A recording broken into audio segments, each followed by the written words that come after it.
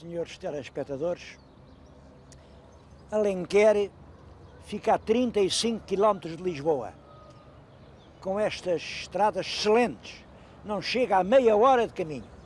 Bom, é uma terra cheia de história e cheia de problemas.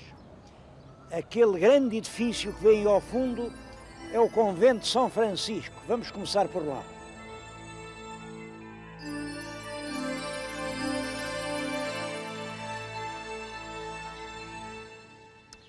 Este lugar tem uma história comovente. A nossa Santa Sancha era filha del rei Dom Sancho e é daquelas princesas que eu penso que foram atingidas pelo terrível mal da lepra. Ora bem, a Santa Sancha, como sabem, é hoje muito venerada, é em Macau, o palácio do governador de Macau, chama-se Palácio de Santa Sancha. Claro que foi para lá levada pelos franciscanos, porque ela tinha aqui um palácio, a Santa Sancha, e deu o palácio para os franciscanos fazerem um convento que, segundo a lenda franciscana, é o primeiro convento que os franciscanos têm em Portugal. A porta que vem na nossa frente já é um pouco posterior, mas está lá uma lápide, foi mandada construir pela rainha Dona Beatriz. A Beatriz é a segunda mulher do nosso rei Dom Afonso III. Dom Afonso III, o bolonhês, porque a primeira mulher era a Dona Matilde, condessa de Bolonha. Por sinal que ainda ela era viva e não estavam separados nem coisa nenhuma, e ele casou com a segunda, com a Dona Beatriz. Isso acho que foi um grande pecado, naturalmente, um grande pecado. Foi a outra, fez queixo ao Papa. O que valeu foi que morreu entretanto e, naturalmente, por causa desses pecados, é que a Dona Beatriz mandou fazer uma linda igreja. Tudo o que resta dela é esta porta. A porta que está na nossa frente é uma porta, enfim, dos inícios do gótico, e lá está escrito, foi feita pela rainha Dona Beatriz e muito ajudada por seu filho El Rei Dom Dinis.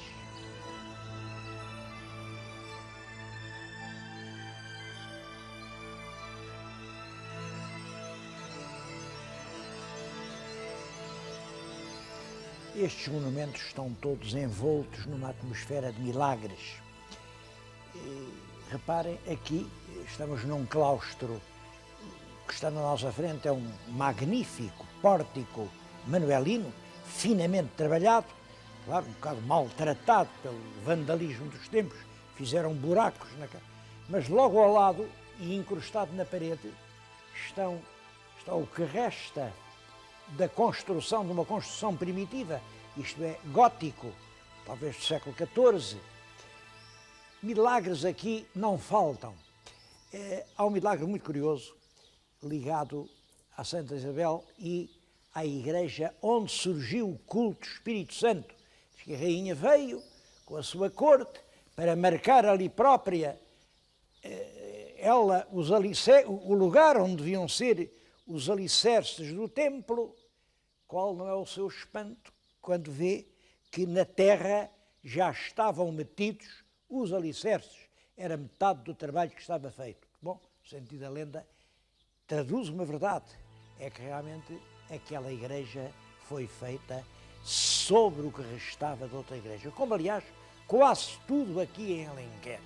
É uma sobreposição de construções e é isso que dá a riqueza à terra.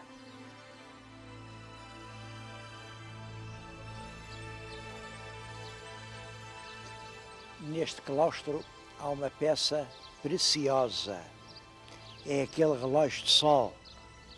À primeira vista é um relógio de sol como qualquer outro, um quadrante onde a sombra de um ponteiro marca a hora.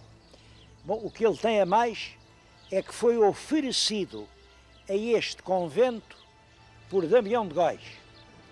Damião de Góis, então, que está em toda a sua glória, oferece aquele relógio aqui para os frades franciscanos poderem saber o tempo que vai correndo. É uma altura em que Damião de Góis ainda acredita que pode ter influência no tempo em que vive.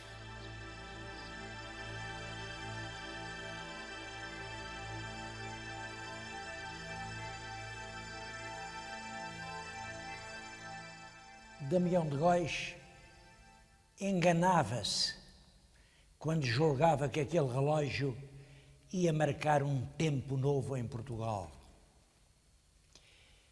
Ele nasceu aqui, eu vou falar-lhes dele e estou particularmente emocionado, porque, para mim, Damião de Góis é o protótipo do herói civil, do homem que trava as grandes batalhas, não pela guerra, não pela vanglória de um triunfo militar, não, as grandes batalhas da paz, da tolerância, da cultura e da civilização.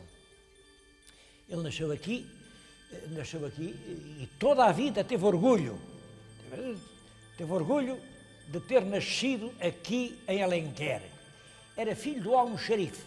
O almoxarife era um homem de dinheiro, um homem importante, casado também com uma mulher de boas famílias, mas eu acho que só isto de ser almoxarife já quer dizer qualquer coisa, não é? Almoxarife, ele devia ser cristão novo.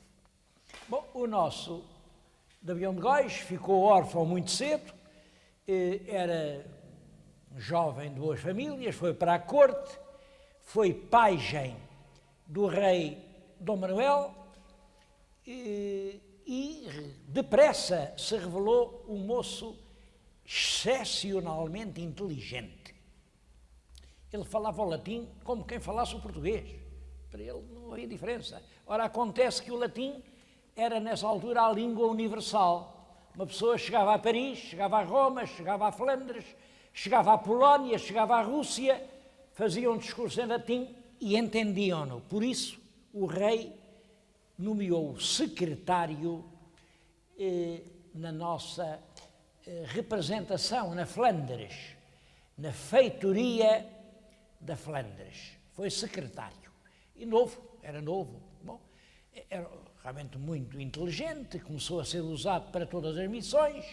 Ele esteve na Flandres, foi à França, foi à Inglaterra, foi à Noruega, foi à Polónia. Olha, conta-se que foi ele que deu a provar ao rei da Polónia o sabor do açúcar. O rei da Polónia nem sabia o que era açúcar. Ele correu a Europa toda.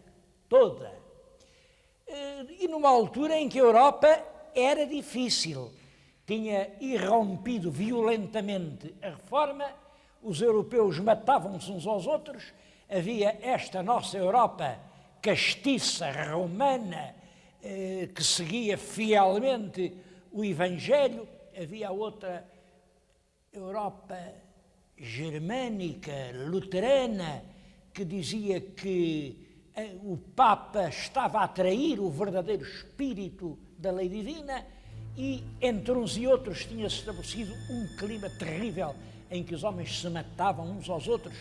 As guerras religiosas na Europa fizeram dezenas de milhares de mártires. Bom, e é no meio disso que anda esse jovem rapaz de Alenquer.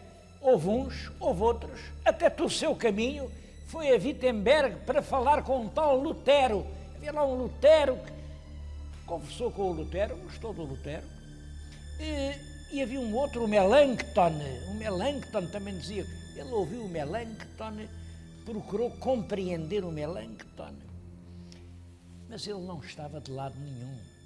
Ele, na casa dele, recebeu um outro rapaz, um rapaz espanhol, um tal Inácio de Loyola, que foi o fundador da Companhia de Jesus. Esteve na casa dele meses e deu-se bem, foram grandes amigos. Tão amigos que o Inácio tinha lá um rapaz português, chamado Simão Rodrigues, que também viria a ser da Companhia de Jesus, e o rapaz às vezes, e o nosso Damião de Góis disse ao Santo Inácio de Loyola: olha lá aquele rapaz, ele às vezes pisa ao risco. E o Santo Inácio teve que chamar o Simão Rodrigues à pedra. Teve que o chamar e passar-lhe ali uma escala. Bom, é claro, depois de ter corrido o mundo, de ter servido a Europa, Damião de Góis volta a Portugal, é nessa altura que traz o relógio, ele julga ter encontrado entre os dois caminhos, entre aquela revolta sangrenta e brutal do luteranismo que queima os castelos, incendeia os altares, renega toda a fé antiga e a obediência romana, aquela ideia dos santinhos, das igrejas, das devotazinhas. Ele tinha encontrado um caminho que era o do entendimento, da paz, o da liberdade. É preciso, ele achava, é preciso achar o mundo em que haja lugar para todos os humanos. E volta a Portugal. É isso o que significa aquele relógio no claustro dos franciscanos que há momentos visitamos. Como ele estava enganado. Como ele estava enganado. Aqui em Portugal foi bem acolhido pelo rei. O rei nomeou o cronista. Tenho aqui nas minhas mãos a crónica do felicíssimo rei Dom Manuel e tenho aberta exatamente num sítio que diz do que Vasco da Gama fez depois que surgiu e do recado que mandou a El Rei de Calicut. Damião de Góis ainda conheceu Vasco da Gama. Damião de Góis escreveu nesta sua crónica o relato da grande viagem. Damião de Góis escreveu toda a história do seu tempo, das coisas grandes e das coisas pequenas, e por isso arranjou inimigos. Todos queriam ser grandes, todos queriam vir aqui em grandes parangonas, nas páginas da crónica. Houve um movimento geral de protesto. Então ele não diz que eu fiz, então não diz que eu também lá estava. Então, como sabem, em Portugal, depois de uma causa triunfar, toda a gente lá estava. Todos, estavam lá todos. E Damião de Góis sofreu os ataques de toda a nobreza que entendia que devia ter sido mais bem tratada neste livro. Mas não era só isso. É que o tal padre Simão Rodrigues, que tinha estudado com ele em Pádua, também estava em Portugal e era agora o geral dos jesuítas. Qual era a nova ordem? Qual era a linha que El Rei de Portugal devia seguir? A linha do padre Simão, que era um homem inteligente, era um homem muito culto e era um homem extremamente católico.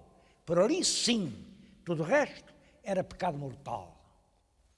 Ou era a linha deste brilhante rapaz, saído aqui de Alenquer, este rapaz que tinha conversado com todos os reis da Europa, o da França, o da Polónia, os duques da Alemanha, os de Espanha. Olhem, o Carlos V gostou tanto dele que até lhe mandou dar armas de fidalgo. Essa é a única fraqueza para mim do Damião de Góis.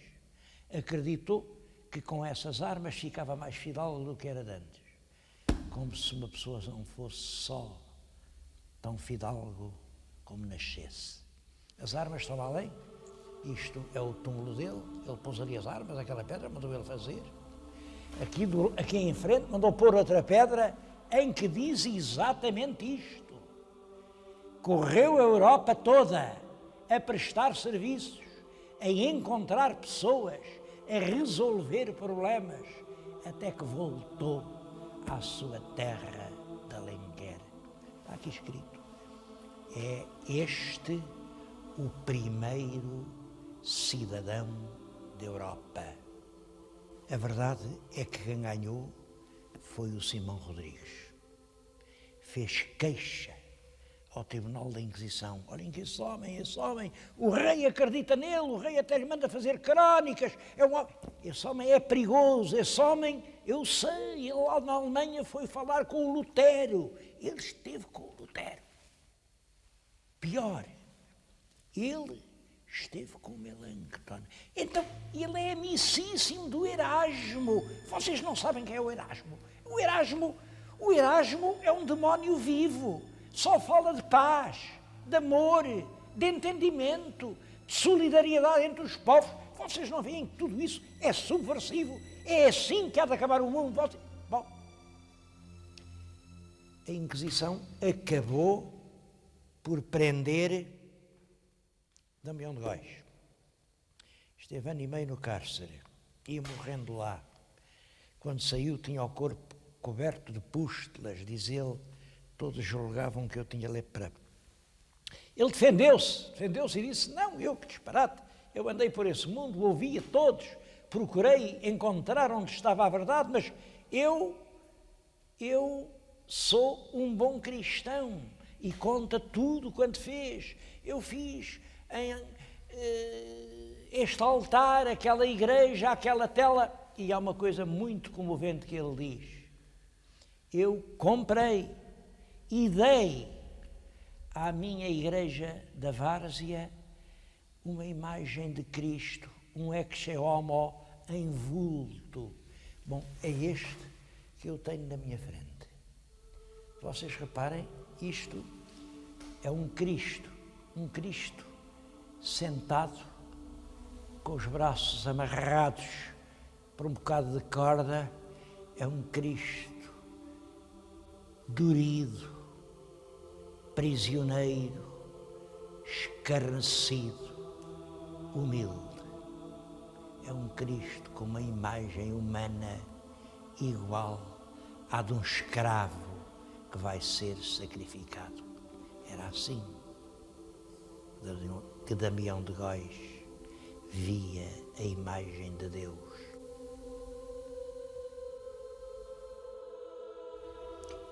Ainda hoje é um mistério a forma como ele morreu. Na Inquisição havia quem entendesse que um homem daqueles precisava de acabar na fogueira. Bom, mas havia pessoas com outra visão das coisas e entendiam que não, que ele tinha que ser restituído à liberdade. E foi. Talvez por interferência do rei, ele foi morrer a casa. Mas acabou na fogueira. É isso que é estranho. Diz-se que numa noite de inverno estava à lareira, deu-lhe qualquer síncope, caiu com a face no fogo e acabou meio consumido. Realmente, quando nos anos 40, ali naquela capela, lhe exumaram os despojos mortais, viu-se que o maxilar inferior tinha sido todo consumido pelo fogo. Mas tinha mais. Alguém lhe tinha vibrado um golpe fatal no occipital e o tinha fraturado. Portanto, Damião de Góis morreu na fogueira, mas foi assassinado. Bom, o que resta dele, olhem, é isto que estão a ver. Esta igreja é Santa Maria da Várzea. Foi isto que ele, com autorizações que conseguiu do Papa, com o dinheiro que amealhou na vida inteira, conseguiu edificar aqui num sítio bonito, na terra em que nasceu, mandou para além, bem ao meio, o seu sepulcro, a um lado as armas que o imperador lhe concedeu, ao outro a grande lápide que conta a história da sua vida pela Europa em prol da civilização. Era ali que estava tudo. A igreja foi ruindo, caindo. Quando chegou aos anos 40, acharam que o melhor era pegar nessas pedras preciosas, o túmulo, a estátua, e levar lá para cima, para São Pedro, onde há momentos as vimos, e aqui continuou a degradação e a ruína. Bom, eu penso que ainda é tempo do nosso país prestar a esse herói do civismo, da solidariedade, da inteligência, a homenagem que ele merece. Todo este espaço que ele dedicadamente construiu tem de ser recuperado. Temos de ter aqui, seja agora, seja mais tarde, mas temos de ter aqui um fórum em honra de Damião de Góis.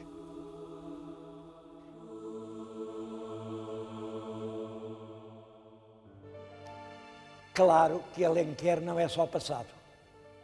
Tem problemas de presente, tem problemas de futuro. Reparem, Alenquer é uma povoação numa garganta de montes, uma garganta cuja alma era um rio. Bom, e tudo isso levanta problemas. Para onde é que a povoação se vai expandir? Os montes são abruptos, é uma terra que não tem um rocio. Apesar disso, Alenquer mantém hoje uma surpreendente vitalidade. Ainda não há um ano abriu uma biblioteca para a gente nova. Era o antigo matadouro. Bom, o matadouro deixou de ser preciso e hoje é realmente uma bela biblioteca. As requisições para casa atingem 2.000 livros por mês, o que já não é mau. Bom, mas além da biblioteca, eu vim falar-lhes numa fundação puramente privada, uma fundação artística. É uma formação destinada a quê? Olhem, a mostrar coisas belas aos jovens de Alenquer. Para entrar aqui, o preço da entrada é 0 escudos. Aqui ninguém paga nada. Isto, para se constituir, recebeu do Ministério da Cultura 0 escudos. Absolutamente nada. Nem da Câmara, nem de nenhuma outra autarquia. Isto é uma obra de um pintor, um homem que ganha a vida a pintar quadros, o pintor João Mário, e que o resultado do seu trabalho investiu totalmente numa obra que dedicou à sua terra. Eu tenho gosto em prestar esta homenagem ao João Mário. Ele, as paredes destas salas, em parte há quadros dele, eu vou-lhes chamar a atenção para 2. Reparem-me neste soberbo tríptico da Lisboa, a Lisboa nossa contemporânea, a Lisboa vista do Mirador de São Gens. Ou reparem naquele outro, aquilo é Alenquer, é Alenquer de agora. Bom, mas não é só a pintura de João Mário que aqui se pode ver, são os grandes mestres do meu tempo, aquilo é do Silva Porto.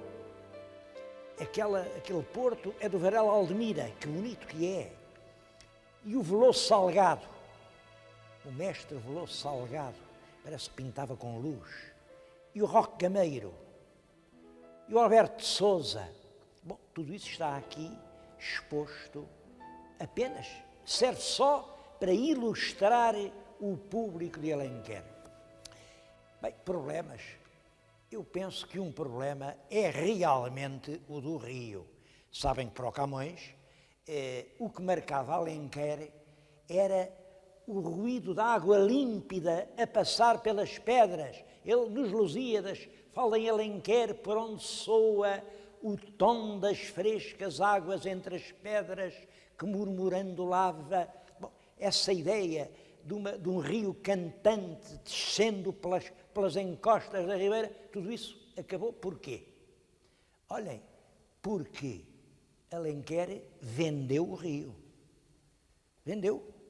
Foi já há cerca de 50 anos, era ministro Duarte Pacheco, a Companhia das Águas precisava de água boa para dar de beber aos lisboetas e então comprou o rio de Alenquer. Comprou por 54 anos só. Estão a acabar, está agora mesmo a acabar. Bom, mas o resultado é que o tal fresco rio que saltava a cantar por entre as pedras é agora um pântano verde e podre para onde a gente até tem vergonha de olhar. Oxalá que acabe o contrato e que a gente veja outra vez o rio. Um outro problema que está, muita gente pensa em Alenquer é o aeroporto, dizem que vão fazer aqui um aeroporto, não sei se vão, se não vão, tudo isso é futuro. Uma coisa é certa, Alenquer mantém vivo, muito vivo, um sentimento de identidade própria. Alenquer não quer renegar a si mesma, não aceita as grandes construções modernas, respeita a paisagem natural. Alenquer é um caso vivo de ecologia, de lição ecológica. E bastava isso para eu ter vindo aqui fazer este programa.